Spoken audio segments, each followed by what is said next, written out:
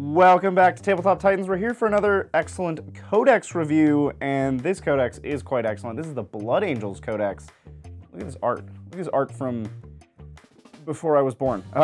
It's such cool art. We have Goldman and all of his red friends, and they're all different. We have like Beaky Terminator and regular Terminator. Anyway, we're doing a book review. I love all the art in this book, and I also love a lot of the rules. If you want to see more of this content, be sure to subscribe. Click all the buttons on your screen. Write a comment, text your mom, all the things you're supposed to do. And let's get right into it. Okay, excellent art, as per always. So we have a very beautiful juxtaposition of old art versus new art. Both beautiful in different ways, depending on how old you are. Lots of great art, lots of new and old in here.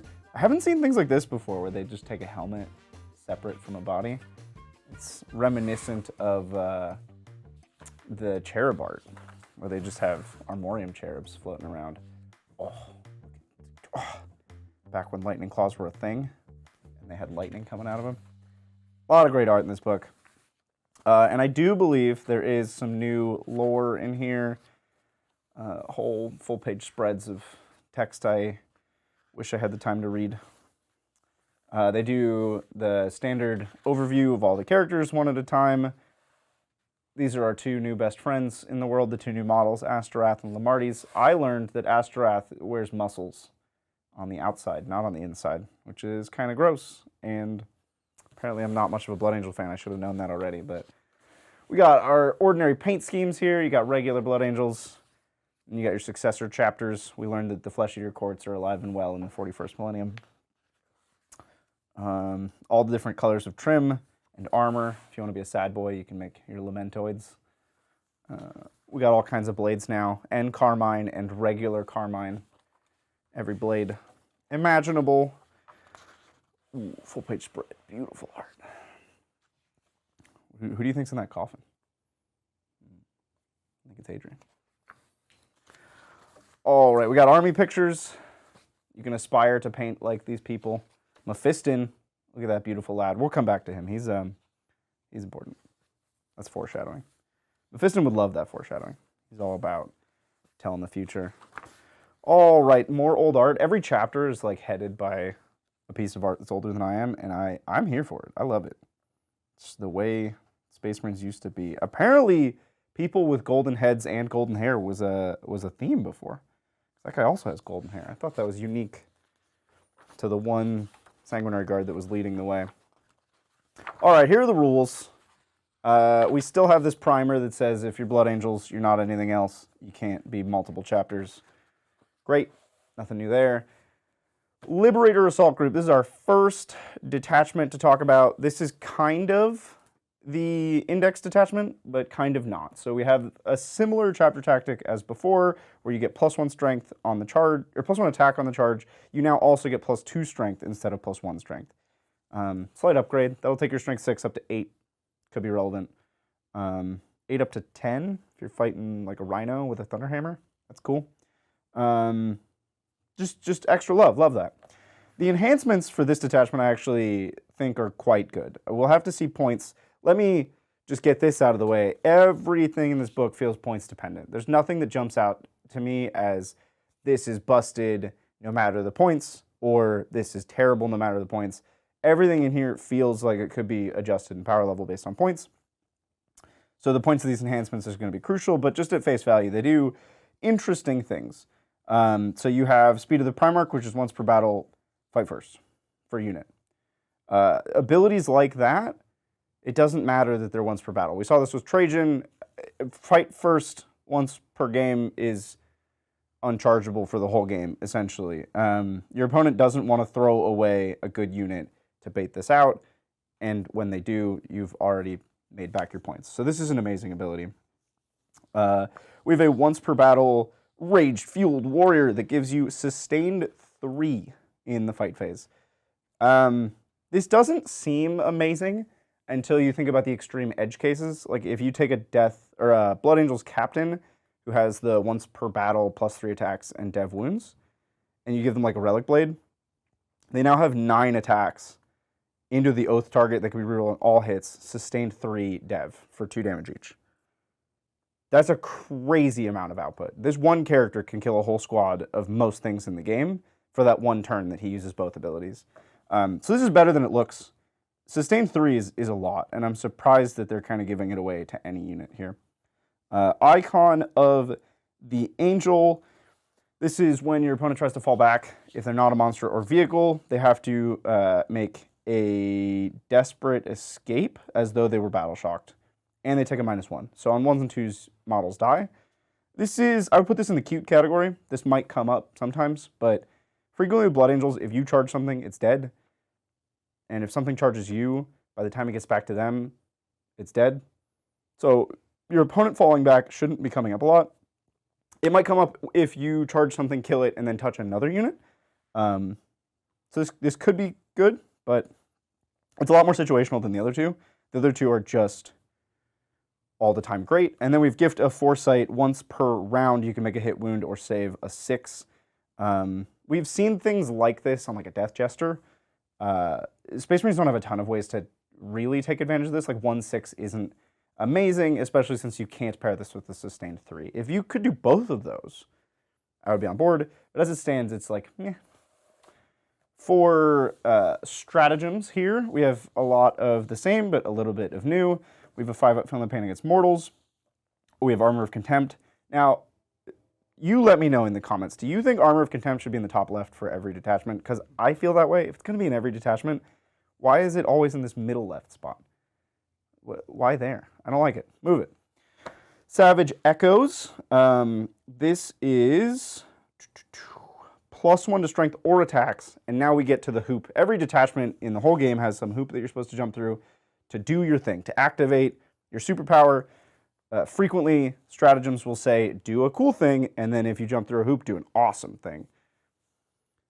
This detachment, their hoop to jump through to do an awesome thing is to just battle shock yourself.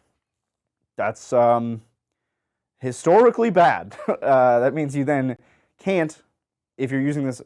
Here's an example of using this. It's my turn. I'm going to activate this stratagem to do some extra damage in my turn, and I'm going to fight you. And I really want a lot of damage, so I'm going to battle shock myself, and I'm going to attack you. Well, now it's your turn, and I'm still battle shocked, so I can't Armor of Contempt. Not good. Also, I now have 0 OC, so I didn't steal your objectives. You're scoring your primary. Not good. We saw this with Dark Angels. When your goal, when you're hooped to jump through, the thing you're trying to do in your match is battle shock yourself. That's tough to play the game. So I can see, I'm less down on this than I think a lot of other people will be. I think that there are places to use this battle shock yourself without it costing you the entire game. But I don't think that the upside is commensurate to the cost of battle shocking yourself. So for example, this stratagem, you get +1 strength or attacks. And if you battle shock yourself, you get both, +1 strength and attacks. So paired with your chapter ability, this +2 attacks and +3 strength. It's hard for me to come up with a time when I need exactly +3 strength. Like, why am I battle shocking myself to get that extra strength when I could just take the extra attack and that's all I need? I don't know. Maybe Thunderhammer to strength 11, fighting a Rhino. There you go. We got it. Okay, Red Rampage. You can give yourself Lance or Lethal. Battle shock yourself to get both. Just take Lance. You're going to win on 2s. You don't need Lethal. Aggressive Onslaught. You can fall back and shoot or charge. Oh, sorry. This one's advanced. You can advance and shoot or charge. Or you can battle shock yourself and do both.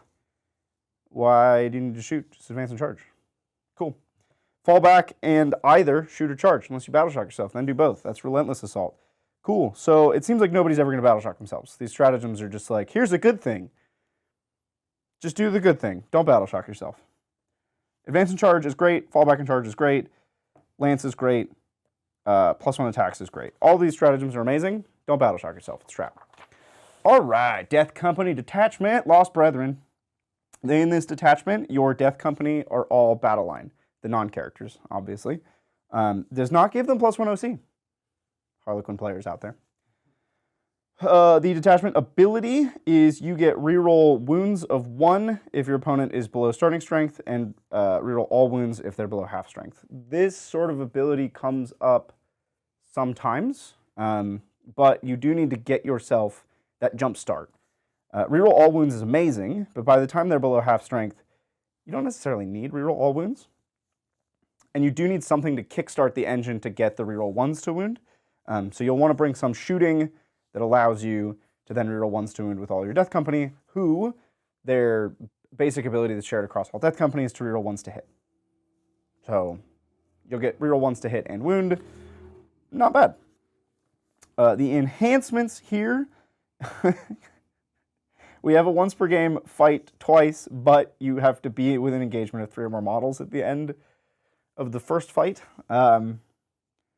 It's a weird condition to tack on. They haven't tacked that condition onto any other fight twice that I know of. But fight twice is good. So this is probably still good. Blood Shard is a Phoenix gem for the Boomer Eldar players out there. When you die, you get back up on a 2, and you come back with 3 wounds. And it is this end of phase? This is end of phase, so they can't just fight you again. I think this is genuinely pretty good, but again, depending on points. Like, I wouldn't pay 40 points for this. I probably wouldn't pay 30 points for this. It will probably cost 30 plus points. So I don't know how much you'll actually see this, but it is a cool ability. To slay the War Master, this is cute. Your characters are crazy, or specifically the person who has this is gone crazy, and they just see all of the enemy characters as Horus, and they want to kill them, especially if they're the Warlord. So when you're in combat with a character, you do grenades. You just do grenades in combat once per battle, which is hilarious. So it's 6 dice every 4 ups immortal. A Vengeful Onslaught, when you die, your death company get +1 to hit. Strange ability, you have a character that you're trying to get killed, but when they die, your whole army is hitting on 2s, or all your death company are. Cool. Seems like a weird, a challenging hoop to jump through. Your opponent isn't necessarily going to kill your character that gives your whole army +1 to hit. And they are in control of that, essentially. I guess you could suicide in like a lone jump captain.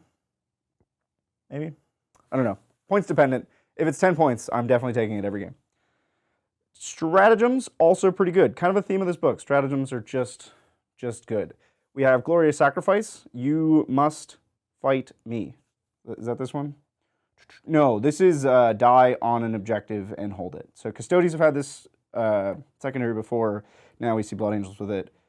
It has to be specifically Death Company. All of these strats, except for Armor of Contempt, are Death Company only. So keep that in mind. That's actually a big thing to think about. So when a Death Company unit dies on an objective, you still hold it. Armor of Contempt, anybody. Final Retribution. This is fight on death on a 4-up or a 3-up if you're within 12 inches of a chaplain. I think you need to run so many chaplains in this detachment that all of the things, the hoop to jump through is be near a chaplain. That's already the thing that Death Company need to do to not be OC0.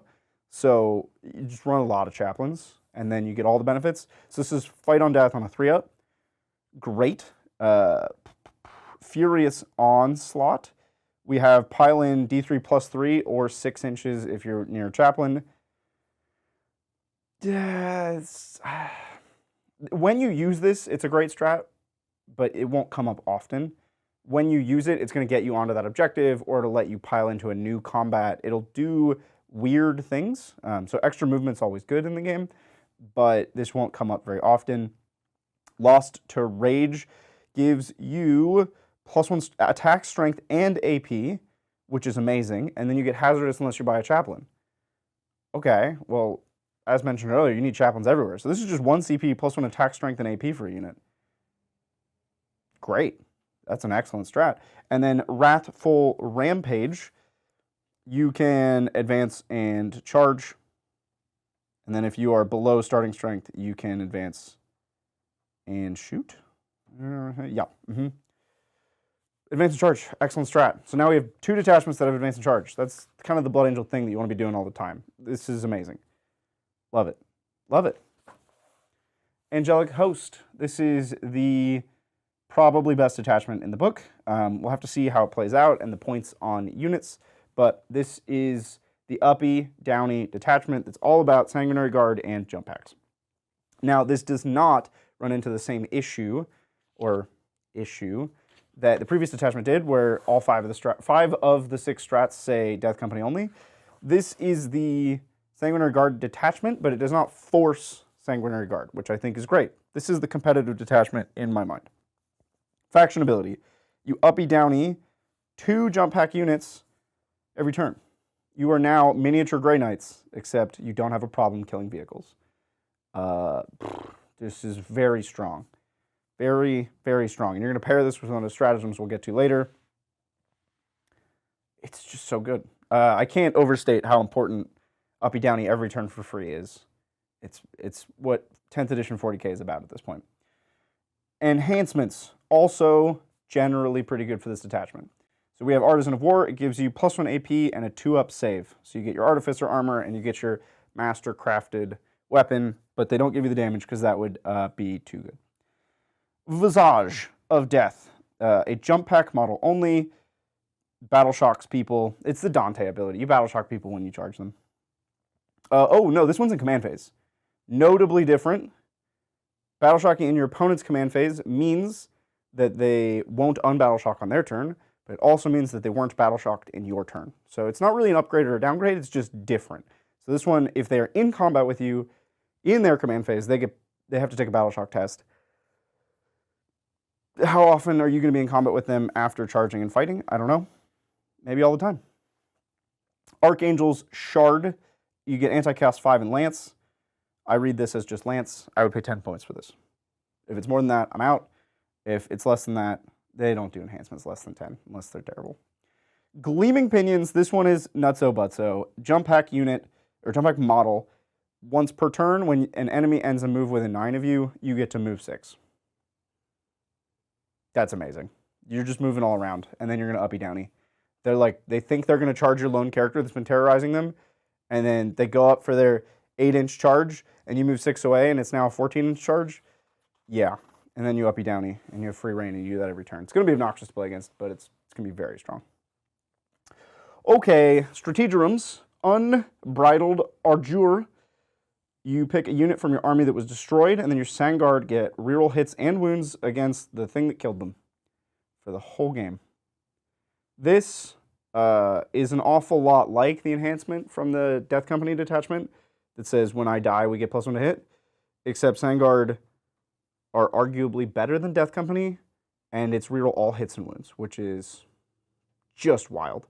This is going to be great against Knights. It's going to be great against Primarchs. The game has sort of moved to a more MSU style right now, so this strat might not come up as much, but I would argue it's even still good in trading. You have to plan a little bit more. You have to think which of their units killing my units do I need to kill next turn, but reroll all hits and wounds against the target for the whole game. Very good. Armor Contempt, it's a classic, put it in the top left. Angel Sacrifice, this is you have to fight me. You pick a jump pack unit from your army until end of phase. All the enemies within engagement range of that unit must fight them if possible.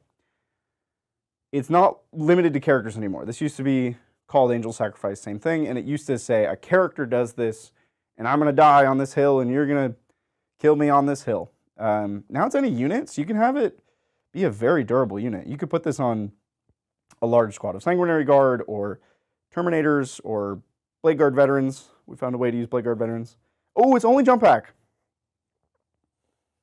So it's Death Company, or Assault Intercessors with jump pack, or Sanguinary Guard. Those are the 3 options. Interesting. I still think it's great. You won't necessarily use this all the time, but if your Sanguinary Guard can protect your Death Company, that's big. You can negate an interrupt with this. You do have to spend this at the start of the fight phase, so you can't respond to their interrupt. They'll still get to keep their CP and not use the interrupt, but it would be a great deterrent to them interrupting. If you say, you don't get to fight my weak unit that hits hard, you have to fight my tough unit that hits hard. You can even do this with one model, and then that one living guy is going to take all the attacks of that unit. It's a big deal. Martial Exemplars, the next strat, you get lethal and precision on a jump pack unit in the fight phase. You can pick off a character, score that assassinate, kill a buff character, particularly characters that make their squad hard to kill. I think this is actually amazing, and it's very flexible. It does 2 things, lethal and precision. You don't always want precision. You don't always want lethal. Usually, you would be happy with one of the 2. Descent of Angels, deep strike 3 inches away, keeping in mind that you are uppy downeying every turn. And this is only 1 CP. And Space Marines already have access to Inceptors. Just really good. This detachment is excellent. You're doing a lot of very powerful things here. And then Death from the Skies, advance or fall back, and then shoot and charge. You get everything. It's one strat, and you get all the flavors of ice cream in one. So every single Blood Angel detachment can advance and charge. Let's just be clear about that. They all do that. Very strong. They're all, or some of them are conditional, so this one's only jump pack. This one was only Death Company. The first detachment lets anybody do it, but like, whoo-wee. Blood Angels are going to be fast. They're going to be hitting hard. I think they are a force to be reckoned with. That in mind, let's take a look at the star of the show. It's our favorite librarian, Miston. Looking fab. Is he also a muscle man? He also wears muscles on the outside. Oh, it's so gross. Why do they do that? Okay, data sheets. Let's take a look. Commander Dante, the man in charge, is largely the same. He still has his Perdition Pistol that should still be called Dante's Inferno. He's still in Artificer Armor, 2 up, 4 up, 6 wounds, move 12. He gives +1 to advance charge and +1 to hit to his unit. He still has the Spooky Mask, -1 to hit. Oh, that's not... No, he doesn't have -1 to hit. This is start of the fight phase. You battle shock someone at a -1. Interesting. Okay. Okay. He doesn't have the -1 to hit anymore. Okay. Sanguinor is still doing Sanguinor things. So he still has Deep Strike, Fight First, Lone Op. He still has the intervention from space. So when your opponent charges, he can intervene from anywhere. He still has Dev Wounds. He's still a beast. Artificer Armor, move 12, 7 wounds. Still quite good. Very points dependent. When his points have been low, people have played him. When his points have not been low, people have not played him. Chief Librarian Miston has changed so much, he's all growed up. He no longer joins units. He's on his own, just like the Sanguinor, but he now has a Feel No Pain 4 up, Fight First, and Lone Op, which is wild. He's T5, moves 7 inches, so he's still the wacky vampire elf man that he always was. He's got to be special in every possible way. He has a decent shooting attack, particularly given that you don't want to charge him and you can't really shoot him. So he has 18 inch, so outside of Lone Op range. Psychic attack with sustained 3 when you go hazardous. Strength 5, D3 damage, AP2. This is saucy. He still has his plasma pistol that you will never overcharge because you can't risk him dying. And he has lethal psychic combat attacks that are AP3, D3 damage, and he fights first. This guy's a beast. Points dependent, but like, they would have to make him very expensive for me to not want to take him. Like over 130 points. Maybe over 150 points. I would still be taking him. He's so good. He just does, he slices, he dices, he moves fast. I didn't even mention he advances and charges. He has the quickening. And he can't even perils it. There's no failing. He just always does it. That's how good of a psyker he is. Very good. He's bafflingly good. All right, we got the 2 new boys on the same page. We have Astrath and Lamaris. They both got new models. One of them wears all black because he's sad, and one of them wears muscles on the outside because he's gross. Their data sheets, as far as I can tell, are the same as they were before. Astrath might not have had Artificer Armor before, but he has 2 up, 4 up now. 5 wounds. He still has AP3, 2 damage. Dev Wounds, Precision. He gives Dev Wounds to his unit once per game. And he gives Fight on Death on a 4 up. Which weirdly now, you have Fight on Death on a 3 up for a strat. So, think about that. Lamaris still gives his squad -1 damage. He still gives them lethal. He's still decent in combat. These guys are largely unchanged, they just have new models. Blood Angel Captain. This is the model that I would be putting that sustained flat 3 on. Because of this Finest Hour, he can go up to 9 relic weapon attacks with Dev Wounds and sustained 3 into your Oath target. You're rerolling all hits. You're going to get a lot of hits, which means you're going to get a decent amount of devastating wounds at 2 damage a pop. It's very good. Inferno pistols are the same, but the amount of Inferno pistols you're allowed to take is very different. So we're going to cover that in a moment. We have a Death Company captain. So they have Black Rage. You get to reroll hits. And then when you're near a if you're not near a chaplain, you can't fall back and your OC is 0. This is across all Death Company. This particular model gets its special thing, Forlorn Hero. When it's leading a unit, you get to scout 6, unless you're in a transport. Then you can't.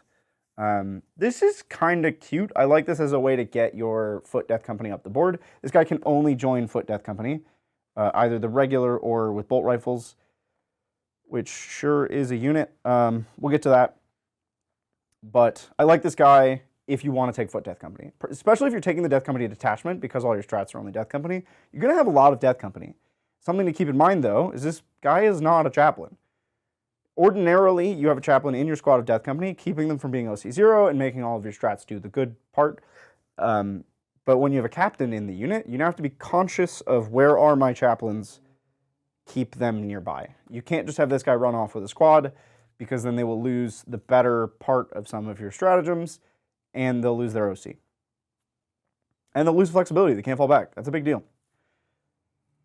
The Death Company characters have this Death Visions of Sanguinius ability that is a throwback to 9th, back when they made the first Death Company detachment.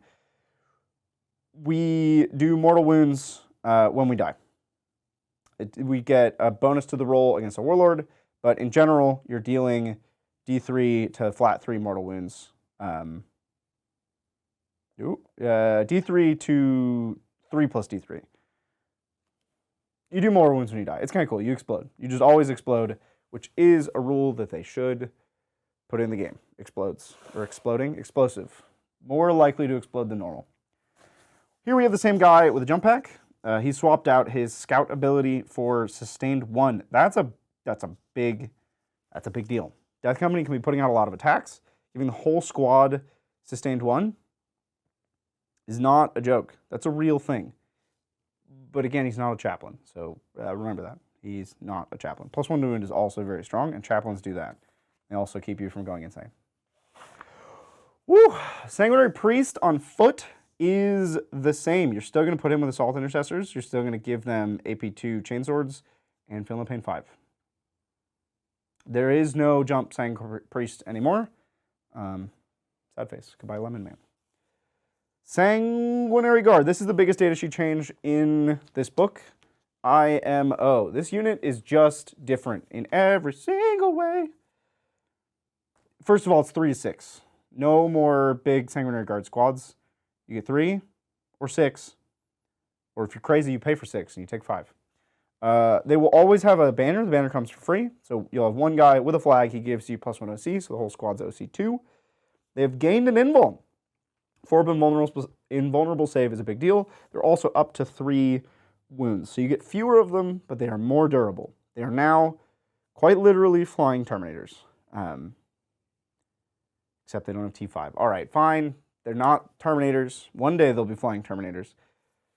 Angel's bolt guns are different. They are now pistols. I don't know why. They're 12-inch pistols, and they get 2 shots. You get 1 Inferno pistol for the entire squad. You can't take them on everybody anymore. And if you double the size of the squad, you still only get 1. Bummer. In Carmine, swords and axes got combined into blades, and now we have this new spear thing that is different. The blade, the sword, is 4 attacks, AP3, 2 damage. The spear gets lance, but it is now only 3 attacks, AP2, 2 damage. So you lose an attack and you lose an AP, but you get +1 to win on the charge. That's a tough trade-off. I think I still favor swords as a charge deterrent. If you're only good on the charge, but if you're good all the time, if you're an all-rounder, I'm here for that. Losing an attack feels really bad. Someone smarter than me will run the numbers on this and show that even on the charge with lance, it's worse because you have fewer attacks. But Custodes went through a similar thing where we had a trade-off between axes and spears, and someone smarter than me did the math, and it's just spears all the time. And I imagine it's going to be in Carmine blades all the time. It's more flexible. It's just good. We still have -1 to hit in combat. While there's a character unit leading the unit, we are -1 to wound in combat. So they are 2 up, 4 up, 3 wounds, -1 to hit and wound in combat. Woof. This is a tough unit, very strong, but only 3 to 6, which is interesting. Death Company Marines with bolt rifles. This is the new unit. This is just intercessors painted black. Like that song, I want to paint it black. Their ability is kind of cool. They get a free Overwatch or Heroic Intervention, your choice, and you get rerolls. Either you reroll the charge roll for the intervention, or you reroll all hits on the Overwatch. This is a cool ability that I want to see them put on units that will be played. This unit will not be played. These are just intercessors that presumably you pay more points for because they're Death Company. They all get chainswords, and then you can take an Eviscerator in a bunch of your units. Did we already talk about Death Company? No. We'll get to Death Company. Eviscerators go in pretty much every unit now, and you can take one guy with a Thunderhammer because the Intercessor kit lets your Sergeant have a Thunderhammer, and they are really committed to the bit that whatever's in the box you play with, unless your box is old. Then sorry. Odd unit. I don't understand it. Death Company Marines, this is Assault Intercessors now, which again means you get 1 Thunderhammer for the Sergeant. Even though Sergeants are gone, they're still maintaining. You get 1 Thunderhammer for the Sergeant, or a Power Fist or a Power Weapon.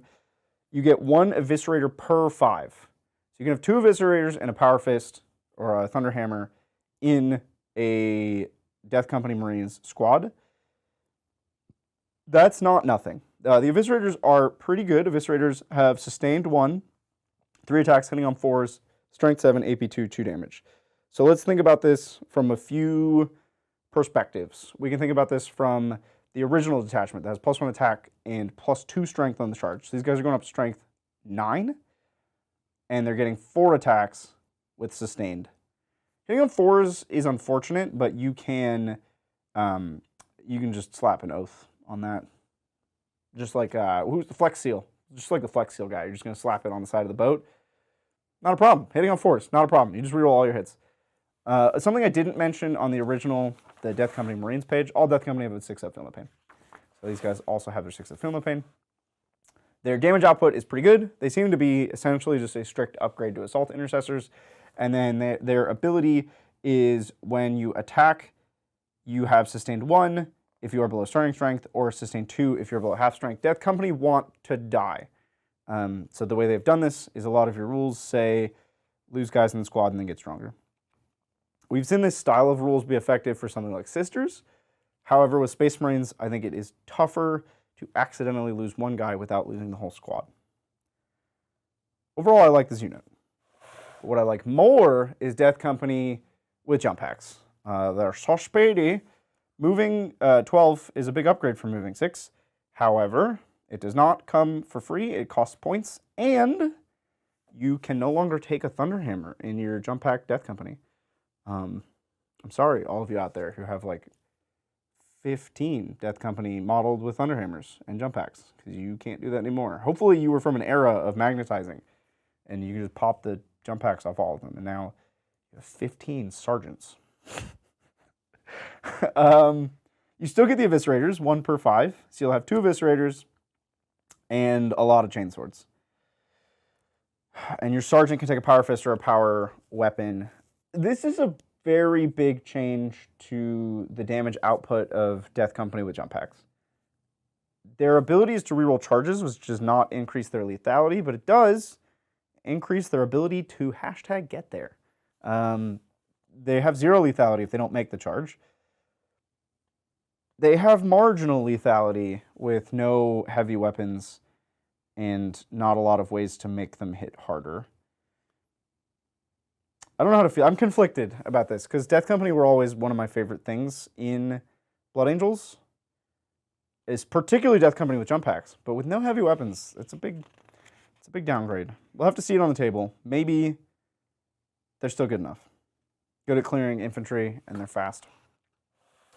We have the brand new Death Company Dreadnought, the Furioso Dreadnought and the Death Company Dreadnought, the old one, are now gone. Now we have this new big Dreadnought that looks an awful lot like a Redemptor chassis if you squint at it, and it might just be an existing kit with an upgrade sprue. Yeah. It's great. This thing's excellent. If you ever wanted to feel no pain on a Dreadnought and you aren't from 9th edition, cool. Here it is in 10th. 6-up Feel No Pain on your Dreadnought. The Blood Talons and Blood Fists both hit incredibly hard. Strength 12, AP 2, 3 damage. If you're taking Talons, they are twin-linked. You get a sweep profile if you're taking Talons. It's only a 1 damage sweep, and it's 10 attacks. It's not double the attacks, and it's a third the damage. I think I will be rarely sweeping with this guy. Mostly just going to be giving him the bop, the sock and bopper strike. And then it is driven by Fury. It has Blood Surge. Once per phase, when you shoot it, it moves d6 plus 2 inches towards the nearest enemy. Cannot go into engagement range. Which is interesting. I think if you could Blood Surge or Dreadnought into engagement range, it might be too good. So they've kind of limited your options there. But this guy's legit. He still has the chest multi-meltas. He hits very hard, and the Blood Surge can get you around a corner and out of line of sight. It's probably not an easy unit to use, and again, this can be very points dependent, but I like it. 2-up save, T10, 12 wounds, 6-up Feel No Pain. This guy's tough, and he hits incredibly hard. So I love Dreadnoughts, so I'm happy to see it on the table. We have a Ball Predator here, seems largely the same. You're still going to take this Flamestorm Cannon that's AP2, 2 damage, D6 plus 3 shots. You can reroll advance rolls for the Ball Predator, and the Flamestorm Cannon is Assault, so maybe you will do that. It's a vehicle. It shoots flamers. It's fine. It's fine. I would describe it as fine. If you're a Blood Angels fan, you probably love him. Look at this old art. Look at that guy. Look, his proportions are all wrong, but he's like 80s wrong proportions. He looks like a dwarf, and his head is enormous, and I'm here for it. I love this old art. Here's the Crusade Rules. You have given us feedback. You want to see more Crusade Rules, and so we're here for it. We have an Oathsworn campaign. You can get yourself some Requisitions and some agendas. Feel free to snap some screenshots. I don't know what most of this means, I'll be honest. I'm not a huge narrative player, you could say. I haven't gotten through a whole Crusade in my life. And I should be embarrassed to say that, but it's a lot. It's intimidating for me. I don't have the time to commit to such things because I could just be playing more Warhammer. We have Angels of Deliverance here. This appears to be a different campaign. Yep. These are all campaigns, so you can deliver some angels. We have Blade of Sanguinius, another campaign, but they have a picture of a cup, so I'm going to call a lore judge on this because that's not a sword. That should be the cup. Death from above. Now we have some upgrades you can pay points for. Your characters can get Exemplars of the Host, Shield of Baal, Sanguinary High Priest, and Custodian of the Lost. So 5 points gets you... You spend 500 points to replace the selected units. Oh, you just turn something into Sangard. That's cool. So you turn a jump pack unit into Sangard. You like upgrade them. They've earned their keep as a Sanguinary Guard. I'm pretty confident that that's not how that works. That you can't just become a Sanguinary Guard in the lore. But who am I to go against Crusade Rules? Sanguinary Priests can upgrade to get +1 attack for their melee weapons in the unit. That's actually a very big upgrade. Shield of Baal, a captain, after choosing Oath of the Moment, can choose a second Oath of the Moment. And you reroll... Oh, no. You don't choose a second. You get reroll wounds. You get Old Oath for upgrading a captain. That is very powerful. There's a reason Oath lost its reroll to wound. We have Custodian of the Lost. A chaplain gets upgraded. He can be attached to Death Company until the end of the battle. That unit has that battle scar in addition. So you give them a battle scar. What? What? You choose a Death Company battle scar and apply it to the Death Company unit you are attached to for that game. They don't actually have it, they just get the benefits. Very interesting. Let's take a look at those flaws, those battle scars, and see why you would want to spend 20 of your hard-earned requisition points to get that. We've Consumed by Rage. When you charge, you get +1 attacks for Death Company, and you can never fall back, even when you're within 12 of Chaplains. Never fall back. That has only ever cost me the entire game. Visions of Bloodshed until, or unless this starts in a transport, you get Scout 6. Oh, that's cool. So you can put a Chaplain in and get your Scout 6. But then at the start of the command phase, you have to take a battle shock whether or not you are wounded. Interesting. Okay. Okay. And then finally, Injury to Agony. You get a 5-up, feel no pain. What? What? But you fail out of action tests on a 1 through 3. But if you don't actually have this battle scar, it's only for the battle, right? So does that still apply if you're temporarily adding this from Custodian and Lost? We need all the Crusade Rules lawyers in the comments below to tell me if this is just a free upside. If this is free real estate, I'll take it. We have agendas. We have things we are trying to do here. For ball and the angel! Exclamation point. I think GW needs to go more hardcore with the exclamation points. They only ever add 1, and it's too sparse for this world of the extremes. At the end of the battle, add up total number of units in your crusade that are not below half strength. If this is less than the total number of units in your opponent's crusade, you get an XP, get an honor point. If it's chaos or Tyranids, you get extra because you really don't like them. That's funny. Okay, so these are like things that you're trying to do. These are your agendas. These are generic as opposed to the specific agendas that you had from your campaign earlier. And then we have requisitions that you can spend your points on. Things like Noble Heritage. Select a character from your crusade with 71 or more experience. That sounds like a lot. Do you normally get that many experience on one character? Because the things that I've seen that give you experience give you like 1 or 2. 71 experience. Okay. You get an additional battle trait. It doesn't count towards your maximum number of battle honors. You can only choose this once. So you get to cash in your hoard of experience for an extra battle honor. That sounds cool. It also sounds like you're in a long crusade. Valor of the Angels, a character, if you fail an out of action test, you are marked for greatness. And if you're destroyed 1 or more, if you killed anything, your crusade force gets 5 honor points. That's cool. So you go down in a glorious way. We have some battle traits. Prophetic Gifts. Once per fight phase, instead of making a hit roll, wound roll, or saving roll, you just get a 6. It's not bad. Soul Warden, you get a 6 of Feel No Pain. I like that. Martial Exemplar, start a fight phase, you get lethal precision or sustained. The Custodies teach you karate. That's cool.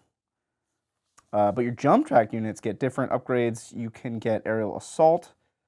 You start in strat reserves. You can be set up reinforcement step of your first, second, or third movement phase. So you can deep strike turn 1. That's cool. Skies of Fury, +1 move, advance, and charge for the unit. That is very good. A lot of upgrades in here. We have some relics. I miss relics being separate from warlord traits. You let me know if you miss that, but I miss that a lot. The amount of customization and deciding, like, oh, this character with this relic and that warlord trait, I loved that. That was some of my favorite parts of Warhammer. In Carmine Warblade, you get a 6 attack, hit on 2s, strength 6, AP 3, 3 damage weapon that has Dev Wounds and Lance. 3 damage, Dev Wounds, Lance. That is nuts. That's very good. The Hood of Ball, each time you make a psychic attack, you reroll all wounds. Incredibly strong. Valor's Edge, plus 2 AP, and you get lethal hits. These are all very good. These are like better than relics that I've seen in my life. We have Crusade badges. You can cut these off the page and then glue them to your case. When you earn them, you get some gym badges, but you have to beat up your whole game store in Warhammer. You have to beat them all, and then you get Angelic Exemplar. That's cool. And then, of course, we've all been curious. There is a name generator. Take a picture, roll some dice, figure out your Blood Angel name, and then figure out this guy's Blood Angel name. Because he looks kind of like a Steve to me, but that's not one of the options. So, all right, we have points that aren't real in the back.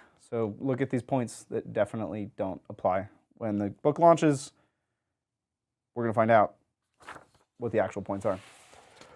Okay, what a book. You can now see the cover.